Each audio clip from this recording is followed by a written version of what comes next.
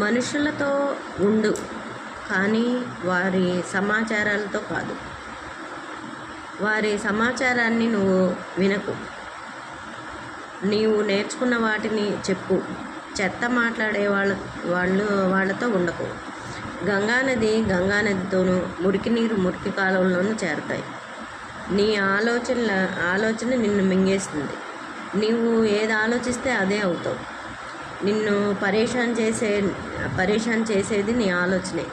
నిన్ను విముక్తి చేసేది కూడా నీ ఆలోచనే. ఇప్పుడు కత్తి గాయం మాసిపోతుంది శరీరం మీద. నీ ఆలోచన చేసేది ఎన్ని సంవత్సరాలైనా మానదు. మాటను ఎన్ని సంవత్సరాలైనా మర్చిపోలేరు. అలాగే ఈ 3 పనులు చేస్తే నువ్వు జీవితంలో ఎప్పుడు రిగ్రెట్ అవ్వవు. అది ఎప్పటి పనులు అప్పుడే చేయటం, ఎక్కడ వస్తువు అక్కడే పెట్టడం, ఎప్పటి విషయం అక్కడే వదిలేయటం. ఈ 3 నువ్వు చేయగలిగితే నువ్వు రిగ్రెట్ అవ్వాల్సిన పనే లేదు. ఇప్పుడు చేయాల్సిన పని ఇప్పుడే చేయాలి, అప్పుడే చేయాలి. వాయిదా వేయొద్దు. అర్జెంటుగా బాత్రూమ్కి వెళ్ళాలి, వాయిదా వేయలేవు కదా, వెళ్ళిపోతావు. అలాగే ఎప్పుడు పని అప్పుడే చేయి. తీసిన దగ్గర ఆ వస్తువు అక్కడే పెడితే నీకు వెతుక్కునే అవసరం రాదు. వెతుక్కోకుండా వెతుక్కుంటే నీ మైండ్ పరేషాన్ అవుతూ ఉంటుంది. ఒక వస్తువు వాడుకున్న తర్వాత మళ్ళీ అక్కడే పెడితే నువ్వు కళ్ళు మూసుకొని వెళ్ళైనా సరే ఆ వస్తువు తీసుకోగలుగుతావు. అలా ఉంటే నీ మైండ్ స్థిమితంగా ఉంటుంది.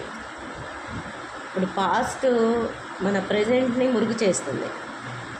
వెనకటి విషయాలు, గతం విషయాలు తవ్వుకొని నువ్వు ఆలోచిస్తూ ఉంటే నువ్వు గతంలోనే జీవిస్తున్నట్టు, పాస్ట్లోనే జీవిస్తున్నట్టు. నువ్వు ఇంకా ప్రజెంట్లోకి రాలేదు. ఎక్కడ విషయం అక్కడే వదిలేయమంటే నీ మనసును ఖాళీ చేయమని అర్థం. దాన్ని మోసుకొచ్చి ఆ బరువును వేరే వాళ్ళకి అప్పచెప్పడం కాదు. నువ్వు డిప్రెస్గా ఉన్నావంటే నువ్వు పాస్ట్లో ఉన్నావని అర్థం. యాంగ్జైటీగా ఉన్నావు అంటే నువ్వు ఫ్యూచర్లో ఉన్నావని అర్థం. ఫ్యూచరు ఏమవుతుంది ఏంటో నీకు తెలియదు, ఎవరికీ తెలియదు.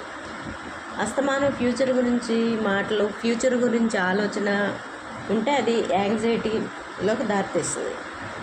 ఫ్యూచర్ ఎవరు ఊహించలేదు, ఏం జరిగిద్దో ఎవరు చెప్పలేదు.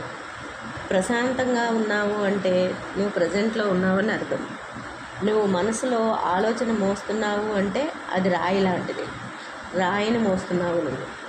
ఎక్కడ విషయం అక్కడే వదిలేయి. నువ్వు ప్రజెంట్లో జీవిస్తే నువ్వు జ్ఞానివి.